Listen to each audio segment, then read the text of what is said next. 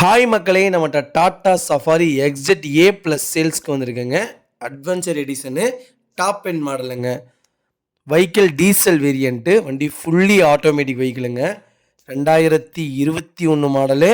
Number of owner single ஓனரில் இருக்குங்க. TN81 Trichy ரிஜிஸ்ட்ரேஷனுங்க. Kilometre வந்து 69,000 கிலோமீட்டர் தான் ஓடி இருக்குது. பேப்பர் கம்பெனி சர்வீஸ் ரெக்கார்டில் இருக்குங்க. டயர் 90% இருக்குங்க. இன்டீரியரும் எக்ஸ்டீரியரும் அவ்வளோ தெளிவாக இருக்குது.